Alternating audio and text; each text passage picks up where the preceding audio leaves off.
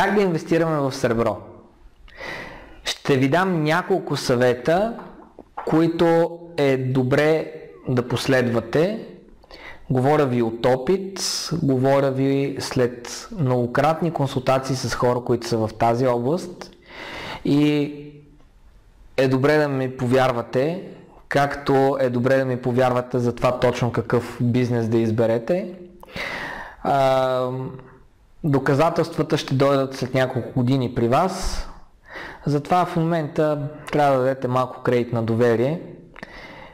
Но, кои са основните неща, които е важно да следвате, когато инвестирате в сребро? Търсете инвестиционно сребро с честота 999 към 1000. Всичко друго, освен такова сребро, е нещо, което ще имате посредник. Някой, който трябва да го преработи или да го оцени, или да го сертифицира, за да може наистина това да се получи като реален актив за вас в тази област. Не се доверявайте на непроверени дилъри. Не купувайте сребро от всякъде и не купувайте сребро на базата на просто, че някой ви предлага страхотна оферта за инвестиционно сребро. Както може да се досетите, както във всяка друга област, има достатъчно измами и в тази, така че бъдете предпазливи. Не инвестирайте в колекционерско сребро. Много често хората смятат, че колекционерските вещи ще придобият по-голяма стойност с времето. Това е вярно, ако не ни предстои огромна криза. Ако ни предстои икономически бум, колекционерските стоки наистина имат потенциала да станат по-скъпи. Но ако хората нямат пари за храна, по-добре да инвестираме в неколекционерски стоки, за да имаме по-голям пазар. Така че ако ви предлагат да инвестирате в някакви страхотни колекционерски монети от чисто сребро, просто го избягвайте. Не инвестирайте в бижута, посуда и всичко останало, което не е 999 към 1000. Ако не искате да се редите на огромните опашки на преработвателните предприятия, които ще трябва да топят и да чистят вашето сребро, не си мислете, че купувайки бижута или сребърни прибори, вие инвестирате в сребро. Това е просто някакъв лукс, който сте решили да се радвате на него, но това не е инвестиция в сребро. Купувайте сребро с нужните опознавателни знаци на производителя. Много е важно, когато инвестирате сребро, да е от проверен дилър, както казах, и да може да има нужните опознавателни знаци. Това, например, е една унция канадски лист. Производителя е много ясно упоменат и това е монета, която е познаваема в цял свят. Постарайте се да инвестирате само в сребро, което има нужните опознавателни знаци, за да може да се приема навсякъде по света. Това може да ви натовари с някакви допълнителни разходи, но ще ви даде истинска сигурност, че инвестирате в нещо, което след това няма да има нужда някой допълнително да го проверява, защото с тези опознавателни знаци то ще е ясно, че е точно това, което предлагате. Купувайте в трой унции, така ще може лесно да сравнявате цени. Всякакви други начини за закупуване на насипно сребро или нещо подобно е нещо, което не ви съветвам. Трой унциите, между 1 и 10 трой унции, е най-удобният начин за инвестиране в сребро. Това е начинът, по който най-лесно може да пренасяте това сребро и най-лесният начин, по който може да го реализирате. Кюлчето от 1 кг много често се случва да се окаже, че в това кюлче от 1 кг може да се намира нещо друго. При 1 до 10 унции никой не си прави труда да прави фалшификати. Или поне не на неколекционните монети. Така че се старайте да купувате от проверени места в тройунци, за да може наистина да имате представа каква инвестиция правите, на каква цена взимате даденото нещо и къде идва цената, на която си възвръщате инвестицията и тя продължава да расте. Сравнявайте цената, на която купувате, с борсовата. И ако купувате монети, кюлчета, търсете оферта с най-нисък премиум.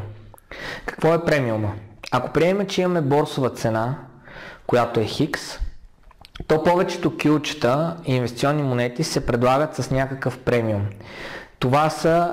В този премиум това е някакъв процент, в който е заложена както печалбата на дилъра, така и самата обработка на даденото нещо да изглежда в някакъв вид. Тоест тази монета има по-висок премиум, защото в крайна сметка има изсичане на лик, има различни други неща, които увеличават цената, надценката и над борсовата цена над среброто. Следете законовите рамки в държавата, в която купувате. Много е важно да знаете, че за разлика от златото, среброто се счита за реален комодит, за реално нещо, което влиза в индустрията и за това навсякъде среброто се начислява ДДС над него. Над златото не се начислява ДДС. И е много важно да следите каква цена ви се дава, с или без ДДС. И ако поради някаква причина сте намерили вариант, в който да закупувате сребро без ДДС, се запознайте много добре с законовата рамка, която действа в дадената държава, а и в държавата, в която смятате да го съхранявате, т.е. в държавата, в която живеете. Познаването на закона е много важно нещо, когато сте инвеститори в физическо злато и сребро, защото непознаването на закона не ви освобождава от отговорност. Така че трябва да имате нужните умения да разберете какво има предвид закона, когато станете инвеститори на злато и сребро. Купувайте физическо сребро, което може да стигне до вас на съответната цена. Ако купувате сребро или злато, в случая сребро, което някой ви обещава да складира на някакво достъпно място за вас, с което да го наблюдавате с видеокамера и винаги да имате достъп до него, по-добре не купувайте. Ако сте в състояние на цената, която сте договорили, да получите сребро, което може да бъде определено какво е, откъде идва, то трябва да може да стигне физически до вас. Да, тук идва момента как го съхранявате, когато пристигне физически до вас. На достатъчно ръце разстояние, за да може да го грабнете, когато ви е нужно. Има различни начини за съхранение на сребро.